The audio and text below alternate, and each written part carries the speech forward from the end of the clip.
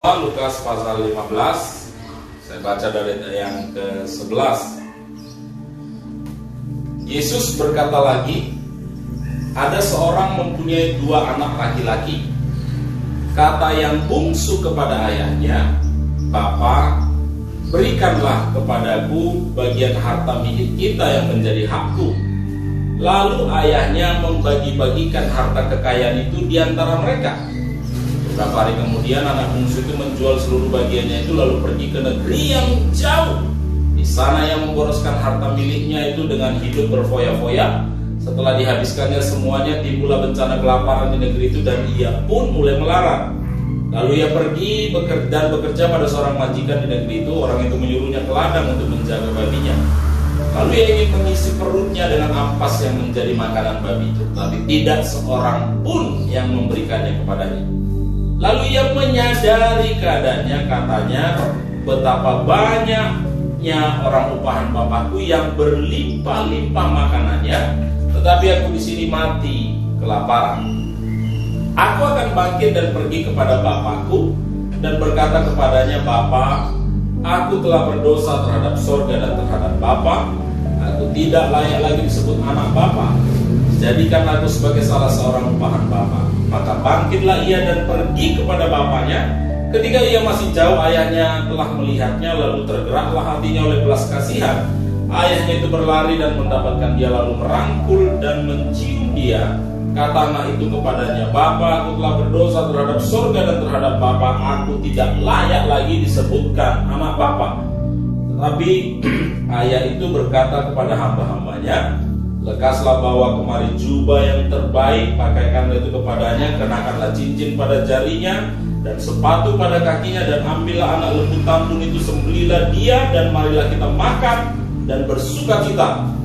Sebab anakku ini telah mati dan menjadi hidup kembali, ia telah hilang dan mendapat kembali. Maka mulailah mereka bersuka ria. Haleluya. Jadi kita akan melihat gambaran hati Bapa yang sebenarnya itu seperti apa, ya. Kalau kita lihat di sini, Bapak itu punya anak, 2 anak, dan ini yang bungsu yang meminta harta warisan. Tetapi di ayat ini dikatakan lalu ayahnya membagi-bagikan harta kekayaan itu di antara mereka, ya. Jadi yang bungsu dapat, yang sulung juga dapat, oke. Dan menurut adat istiadat Yahudi, yang sulung itu dapat 2/3 bagian, sementara yang bungsu itu dapat 1 bagian. Jadi yang sulung itu selalu dapat lebih banyak, gitu ya. Dia harus dapat double daripada yang lain-lainnya. Jadi sebenarnya yang sulung itu dapat lebih banyak, gitu ya. Jadi yang bungsu juga dapat karena dia yang minta. Kemudian apa yang dilakukan anak bungsu? Menjual seluruh bagiannya lalu pergi kemana? Negeri yang jauh. Di sana dia ngapain? Memboroskan hartanya. Ngapain? Hidup berfoya-foya, gitu. Jadi kesalahan daripada anak bungsu ini adalah meminta warisan, bapaknya masih hidup. Harusnya nggak boleh. Jadi warisan itu dibagi kalau bapaknya sudah mati. Jadi bagi dia, bapaknya dianggap mati. Itu mungkin bapaknya belum mati-mati, dia bilang, kuanggaplah bapak mati, pokoknya bagi warisan. Nah setelah dia dapat warisannya, dia jual. Warisan itu seharusnya nggak boleh dijual, tetapi dikelola sedemikian rupa, ya. Kemudian dia habiskan hidup berfoya-foya dan akhirnya dia melarat. Jadi berfoya-foya itu ujung-ujungnya melarat, ya. Kemudian dia melarat karena di negeri itu terjadi kelaparan. Lalu ia pergi bekerja kepada seorang majikan jaga babi. Nah waktu dia jaga babi itu dia lapar. Dia mau makan makanan babi tetapi nggak diizinkan. Jadi babi itu jauh lebih berharga daripada dia. Kemudian setelah dia berpikir, di sini aku mati kelaparan, itu kata dia kan. Ayat 17, lalu ia menyadari keadaannya, katanya, betapa banyak orang upahan bapakku yang berlimpah-limpah makanannya, tetapi aku di sini mati kelaparan. Maka keputusannya adalah aku akan bangkit dan pergi kepada. Ketika dia menyadari bahwa kesalahannya, perbuatannya itu betul-betul membuat dia kehilangan posisinya. Ya. Tetapi yang menarik adalah dari sisi siapa? Bapaknya nggak demikian. Gitu. Dari sisi anaknya, dia ngerasa aku sudah bukan lagi anak, makanya dia memutuskan apa? Kalau kita perhatikan di ayat yang ke-19, aku tidak layak lagi disebutkan anak Bapa, jadikanlah aku sebagai salah seorang upahan, jadikanlah aku pembantumu, budakmu, gitu. Jadi ketika kita jauh dari Tuhan, itu yang membuat kita berpikir aku nggak layak lagi disebut anak Tuhan, aku nggak layak lagi disebut anak oleh Tuhan, aku cocoknya ya jadi budak, kira-kira begitu. Itu dari sisi anak. Tetapi dari sisi bapak, ya, dari sisi anak dia kehilangan posisi anak. Tetapi dari sisi bapak itu tidak pernah kehilangan hati bapak. Bagi anak dia berpikir aku bukan lagi anaknya karena perbuatanku, tetapi bagi bapaknya sampai kapanpun dia tetap anakku. Dari mana kita tahu? Karena di ayat yang ke-20, maka bangkitlah ia dan pergi kepada bapaknya. Jadi anak itu bangkit, pergi kepada bapaknya, pulang ke rumah bapaknya. Ketika ia masih jauh, ayahnya telah melihatnya. Lalu tergeraklah hatinya oleh belas kasihan. Ayahnya itu berlari mendapatkan dia, lalu merangkul dan mencium dia. Coba bayangkan, anak itu datang dari jauh, bapaknya sudah kenal dia. Dan saya percaya anak itu tidak berpenampilan seperti waktu dia pergi. Pasti berubah. Apalagi dari kandang bayi, jorok gitu kan. Tetapi sekotor apapun anak itu, masih dikenalinya, masih dikenali bapak. Jadi seandainya Ivan ini main lumpur, ada 7 anak-anak di situ main lumpur, semua penuh lumpur, saya yakin saya masih bisa kenalin yang mana Ivan. Gitu, dari gaya jalannya mungkin ya. Gitu. Kita bisa kenal karena bapak. Kita tahu walaupun mungkin berlumpur-lumpur semua, nggak kelihatan lagi mukanya yang ganteng itu kan. Tapi kita masih kenal, masih. Jadi bapak itu ketika anak itu masih jauh, anak itu udah gak kenal lagi bapaknya. Dia jalan aja biasa. Tetapi bapaknya ketika dia lihat masih jauh, dia kenali bapaknya yang lari kejar dia. Apa yang dilakukan bapaknya? Dia peluk, dia cium. Kenapa dipeluk dan dicium? Dalam istiadat Yahudi itu begini. Kalau ada anak minta warisan, bapaknya masih hidup, berarti dia bilang bapakku sudah mati. Gitu. Dalam tanda kutip, dia sudah membunuh bapaknya itu di dalam diri. Makanya dia harus pergi. Gitu. Jadi kalau anak ini ketahuan datang lagi ke rumah bapaknya, hukumnya itu dilempari dengan batu sampai mati. Itu makanya ketika bapaknya lihat, sebelum ada orang lain lihat, bahaya. Kalau ada orang lain lihat, wah anak durhaka sudah pulang, itu dia ambil batu satu kampung, lemparin dia sampai mati. Itu makanya bapaknya yang lari, dia peluk itu. Coba sini Sa. Karena Ivan terlalu kecil dipeluk. Inilah contoh anak yang hilang. Ketika dia jalan, gitu ya, jalan, maka bapaknya datang. Karena gini, kalau kalian orang lain duluan lihat, ya, Alkitab bilang bapaknya tergerak oleh belas kasihan. Tapi kalau orang lain yang lihat, tergerak oleh apa? Kemarahan. Mereka akan ambil batu. Dulu jalannya nggak diaspal gitu, berbatu-batu. Kalau orang lain duluan lihat anak ini disebut anak durhaka. Kenapa? Karena dia sudah membuat bapaknya mati sebelum waktunya mati. Karena dia minta warisannya. Jadi waktu anak ini datang, kalau orang lain duluan lihat, maka tergeraklah hati orang lain oleh kemarahan. Maka mereka akan mengambil batu, melemparin dia dengan batu sampai mati. Tapi gitu bapaknya lihat, bapaknya mikir, itu anakku. Kalau orang lain lihat, bisa mati dia nanti. Maka bapaknya lari, dia peluk. Waktu dia peluk begitu, itu kalau ada orang lain melihat, itu gambarannya apa? Ini anakku, sudah kuampuni, sudah kuterima.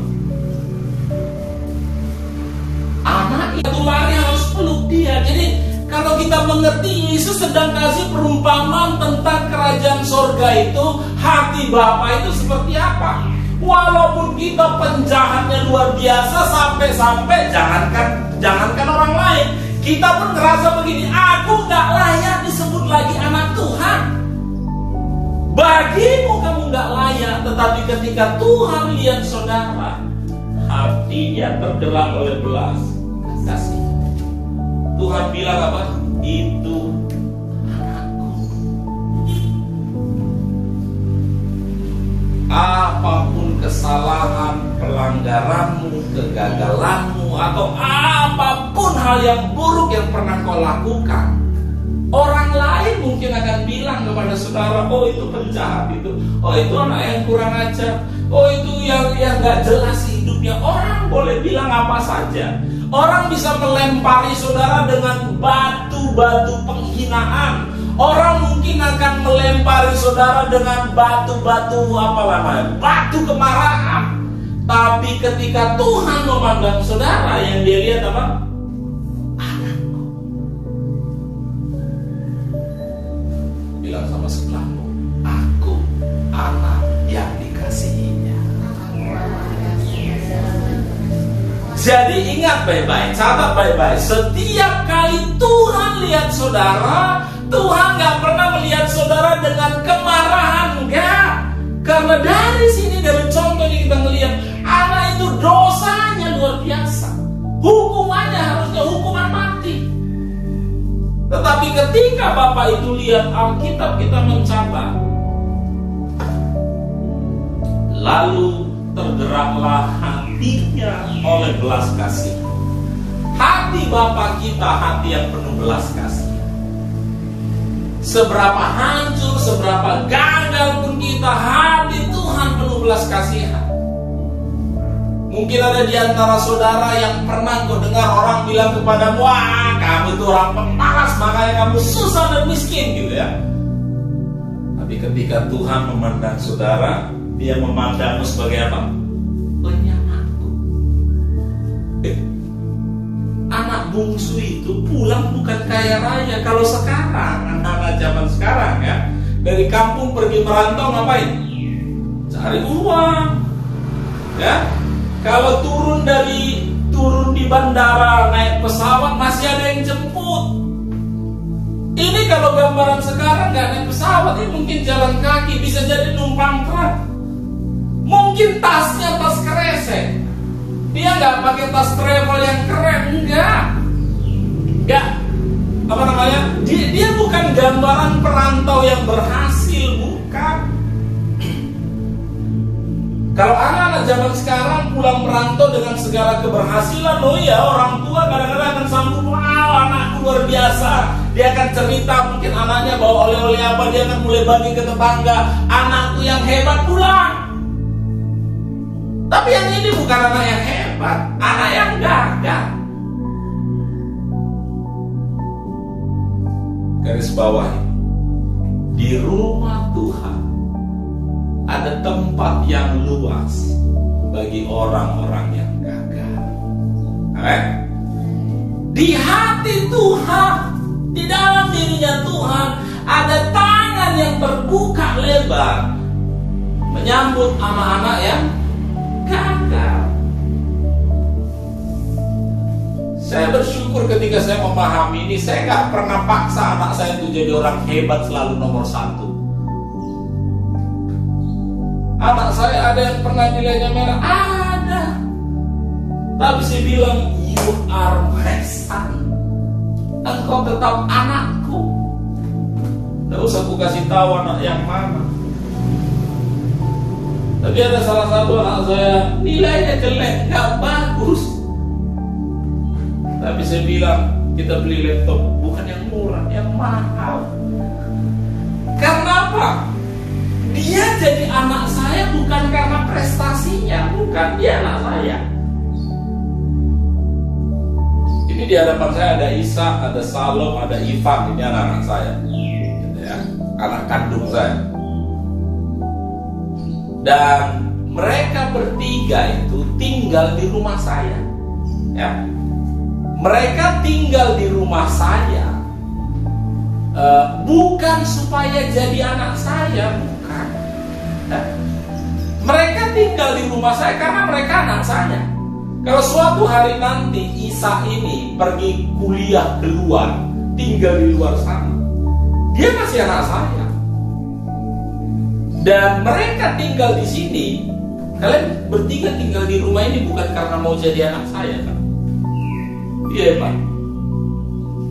Bukan. Karena mereka anak saya. Jadi mau dimanapun mereka nanti, mereka tetap anak saya. Itu gak akan bisa berubah apapun itu. Mau berhasil, mau gagal, nah itu gambaran hati Tuhan. Anak yang datang, anak yang pulang ini bukan pulang karena keberhasilan, gagal.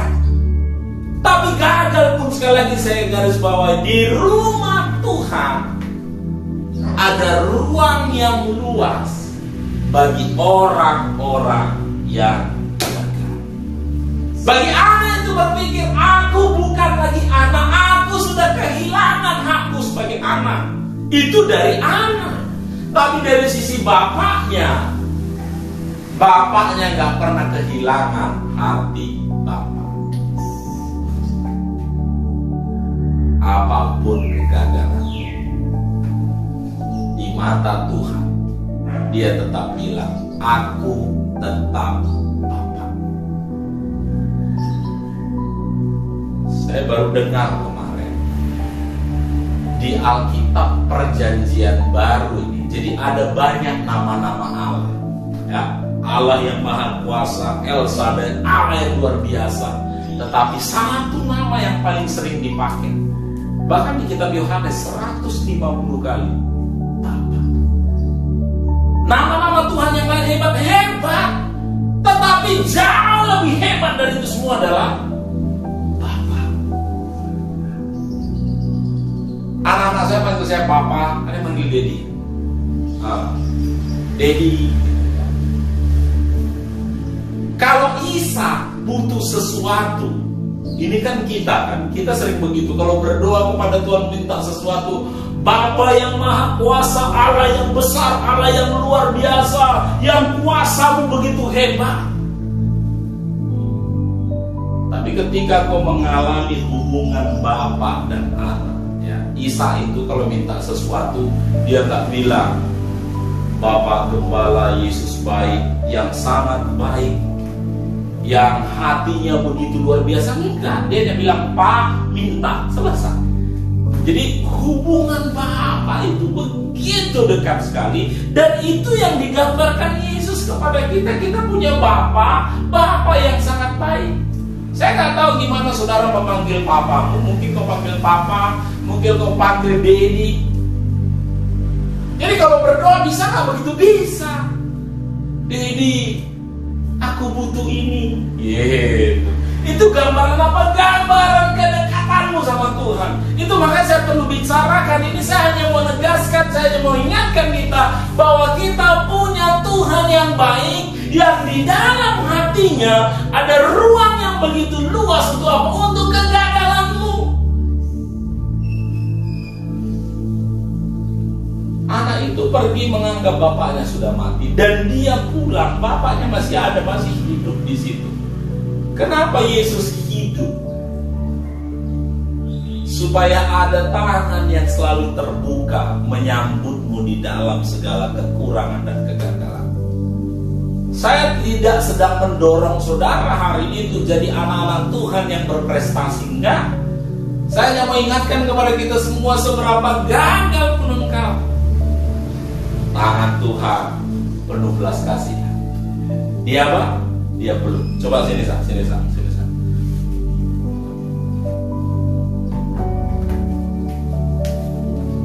Jadi ketika anak itu dari jauh, bapaknya lari kan, dia kejar, dia peluk, dia cium. cuma dicium.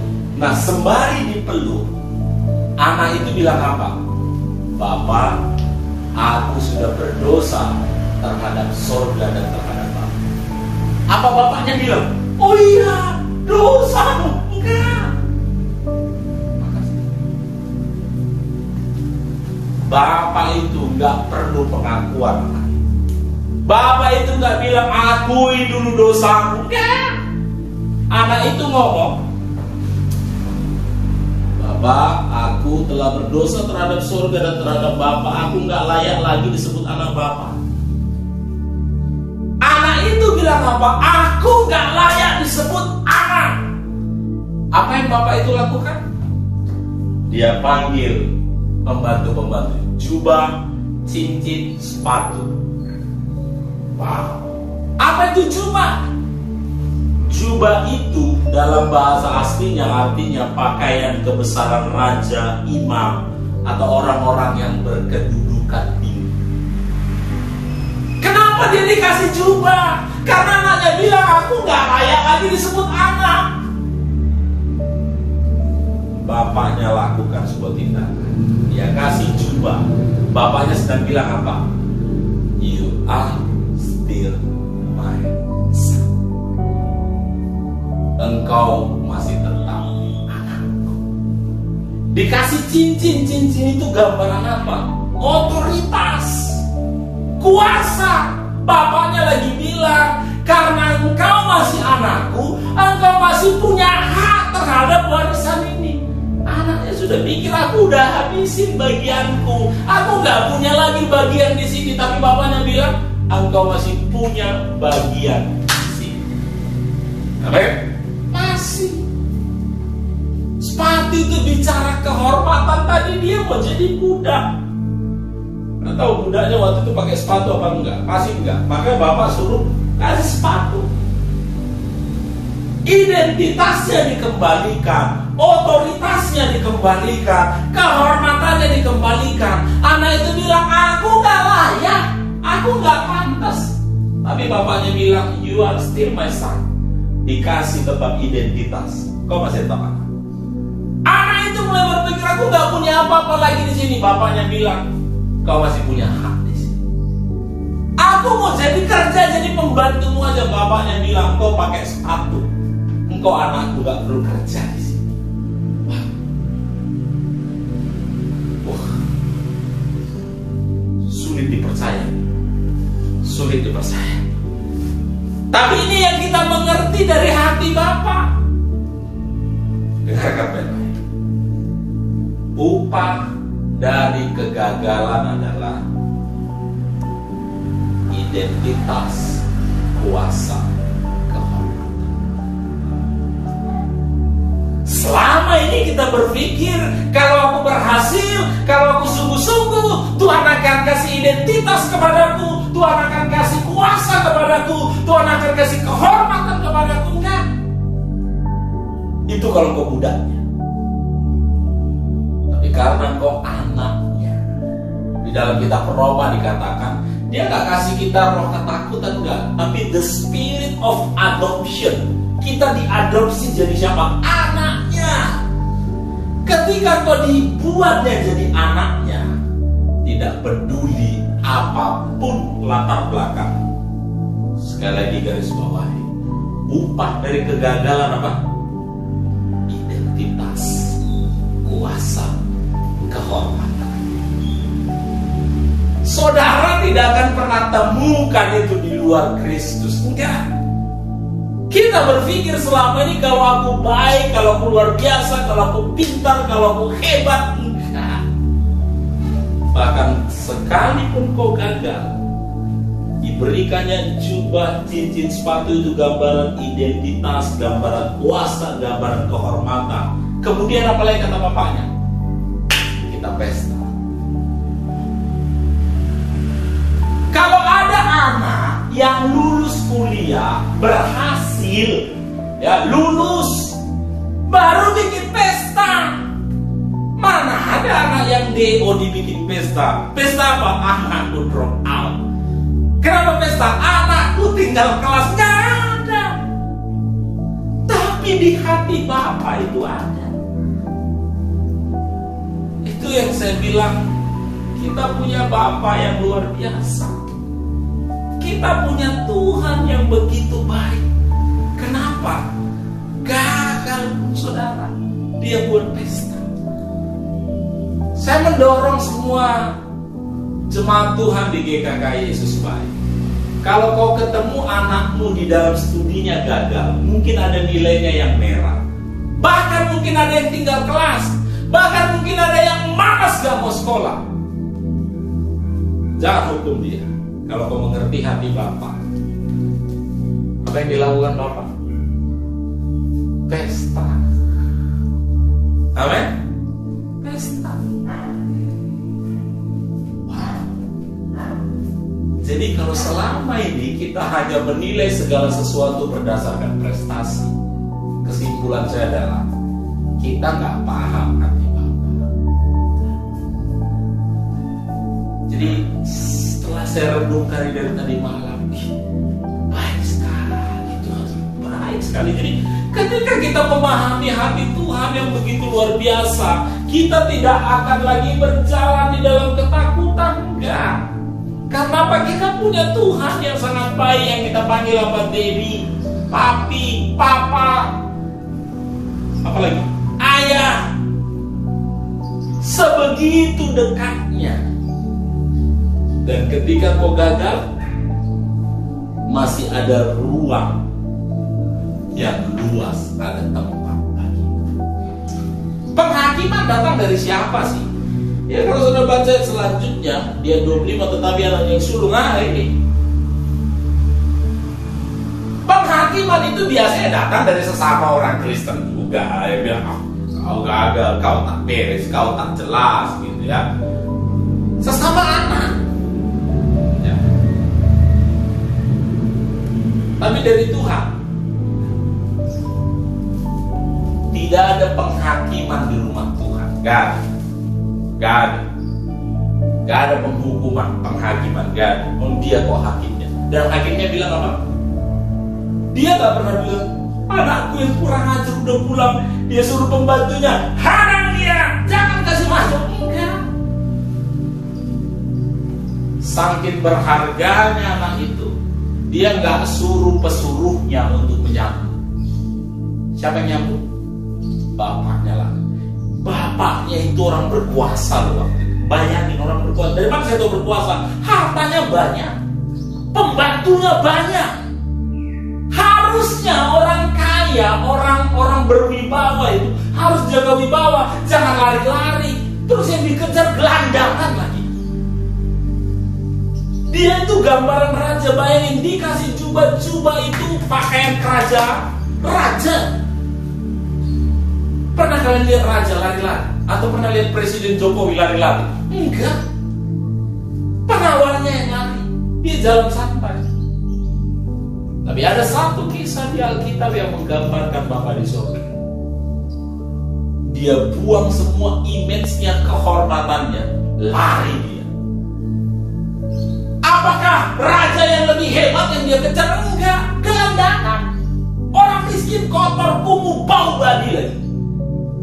Saya pernah makan di kandang babi, baunya luar biasa. Bapak itu, dia buang semua wibawanya. Dia yang lari. Saya nggak tahu dia gemuk atau kurus. Pokoknya bapaknya lari dengan jubah kebesaran, dengan sepatunya. Pernah lihat raja lari? Tapi untuk Azri, mungkin pembantu-pembantunya ngelihat, loh, kok si bos lari? Loh, yang dikejar, yang dipeluk itu gelandangan. Mereka kira gelandangan, tapi Bapak itu lihat, it is my son.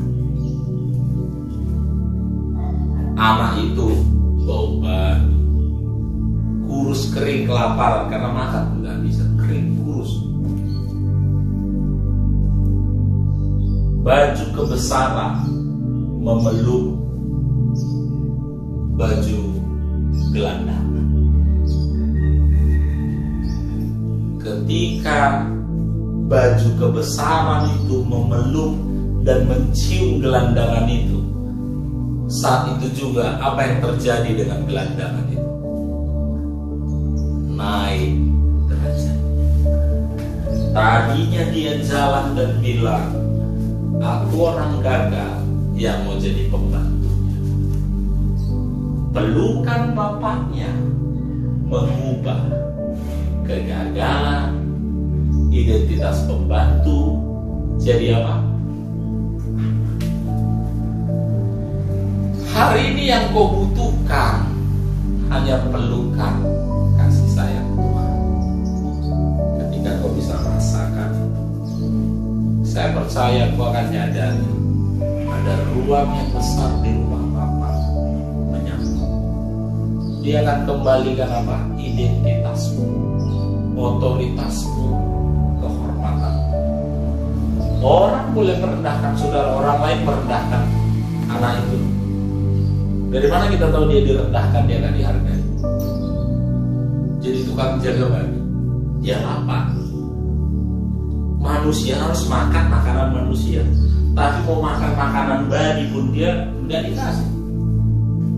Orang merendahkan dia dan bilang jangan kau makan itu, nanti babinya kelaparan. Lebih bagus kau kelaparan. Orang merendahkan dia. Di luar Tuhan kau akan direndahkan. Tapi kalau kau datang kepada Bapa di surga, diberinya kau derajat. Jubah kotormu yang dihina orang itu digantikan dengan jubah yang baru. Sejak perjumpaan dengan bapaknya, anak itu berubah.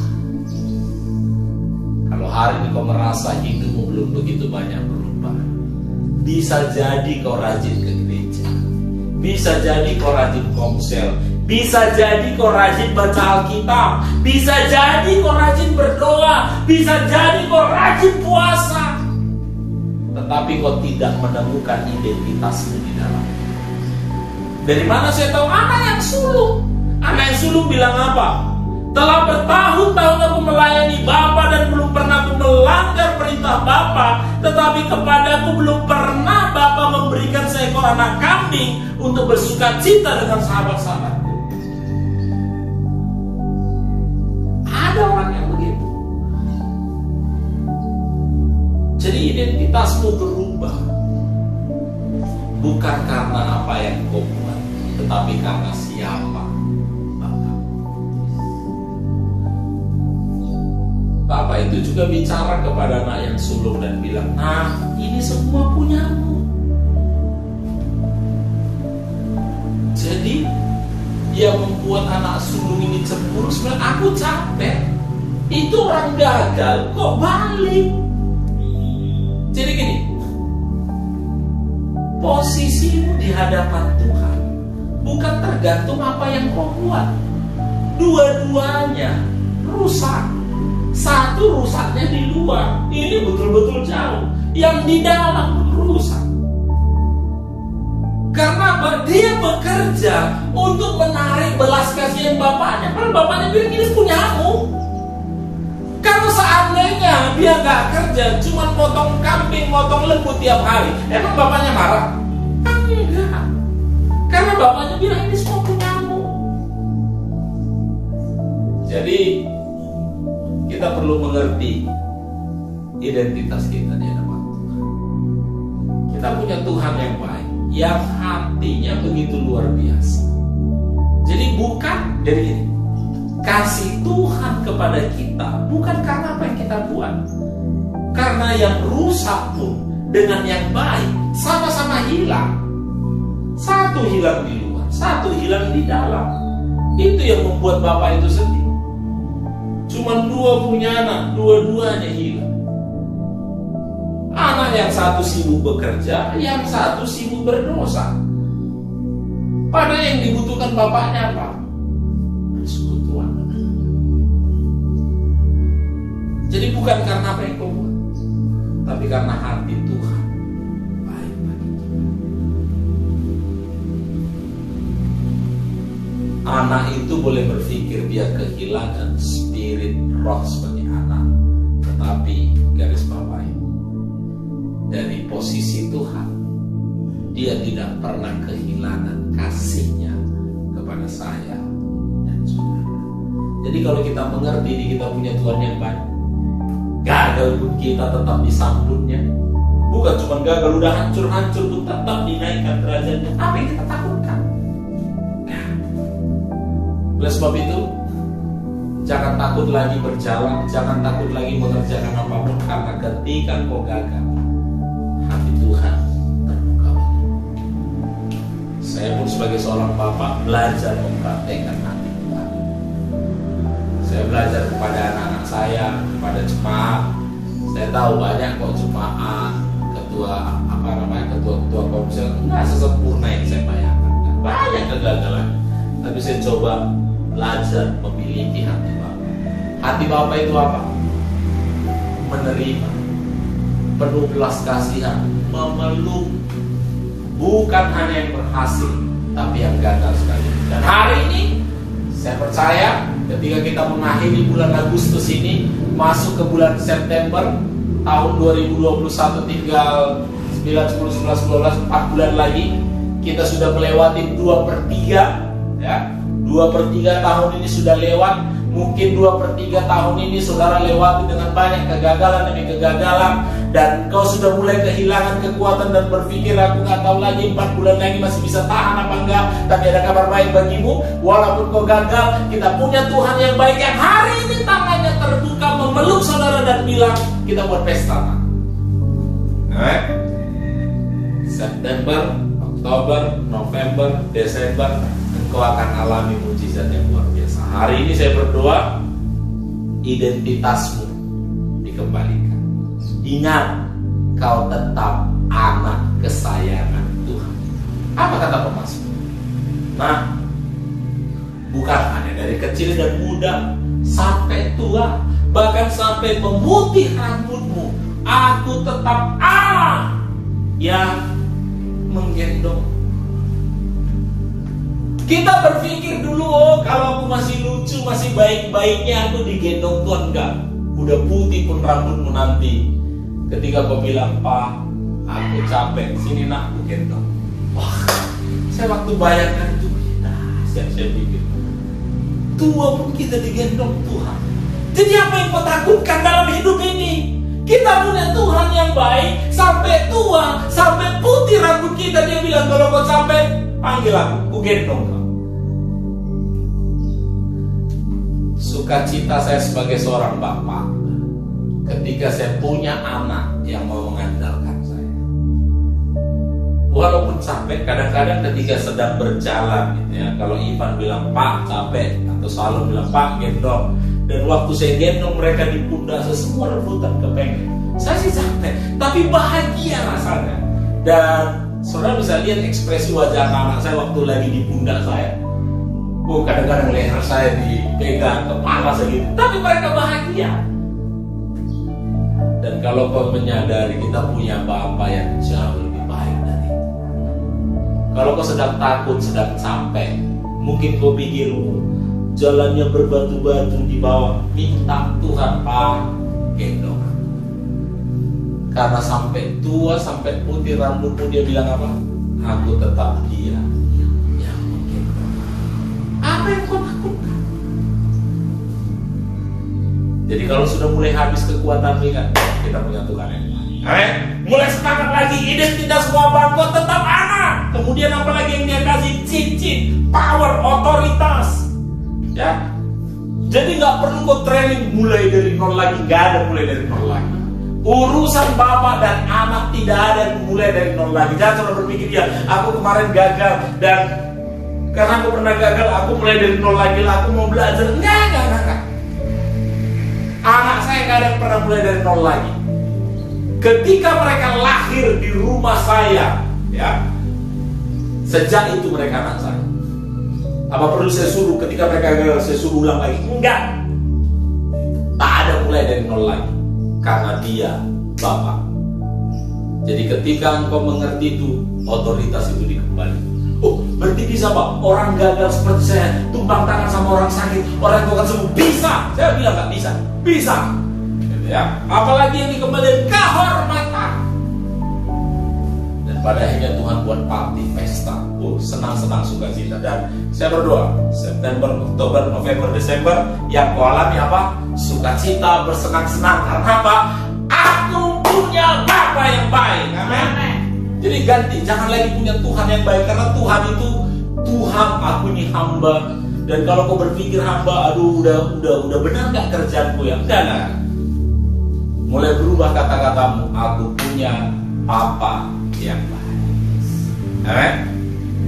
Waktu kau gagal nggak punya apa-apa, kau bilang, Pak, aku perlu ini, dan aku percaya kau Papaku yang baik. Saya punya 3 anak yang luar biasa.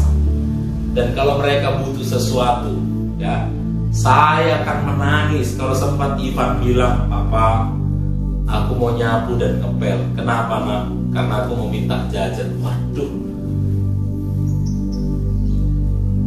Tapi anak-anakku ini gak pernah kerja dulu baru minta uang. Enggak. Malah mereka cari dompet saya dan bilang, wih, banyak uang merahnya, diam nih. Kenapa? They are my son. Mereka percaya. Dan kalau kau mengerti, mungkin banyak yang gak percaya, tapi ini kebenaran. Engkau gak butuh kerja keras untuk menarik kasih Tuhan, ya. Sebelum kau lahir, Tuhan sudah mengasihi. Pemazmur jelas bilang, bahkan ketika kau ditenun dalam kandungan ibu, Tuhan sudah tahu. Dan Tuhan sudah mengasihi. Jadi hari ini jangan lagi berjalan sebagai orang yang loyo dan pantas makan, ya. Bilang sama sebelahmu, aku punya Papa yang baik. Aku punya Papa yang baik. Ekspresi kalian serius, ekspresi yang betul-betul bapakmu baik.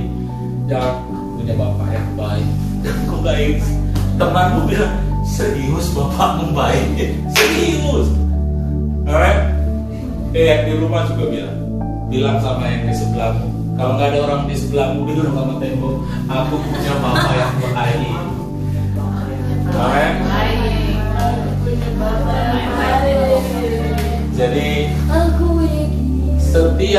setiap orang yang menyadari dia punya Papa yang baik, hidupnya aman.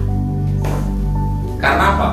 Dikit-dikit kalau kepepet, kalau bapakmu baik, kau minta nggak?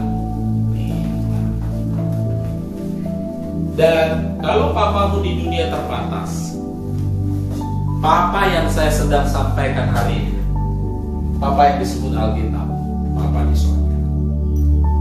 Dan kau bisa bilang, karena ini nyawanya aja dia kasih, kurang baik apa coba? Sangat baik. Alkitab mencatat kalau nyawanya aja dia berikan, apalagi yang lain. Dan kita pernah berkata, Papa yang baik itu mati di kayu salib ketika kita masih berdosa. Jadi jangan takut. Apapun yang kau sedang hadapi, panggilnya, Pak, pegang tangan, Pak, tolong. Jadi kalau mau, dan bukan kalau mau, harus berubah gaya doa. Jangan lagi gaya doa yang formal. Tuhan pencipta langit dan bumi, Allah yang maha kuasa. Enggak. Gimana kalau selalu minta ke Papa?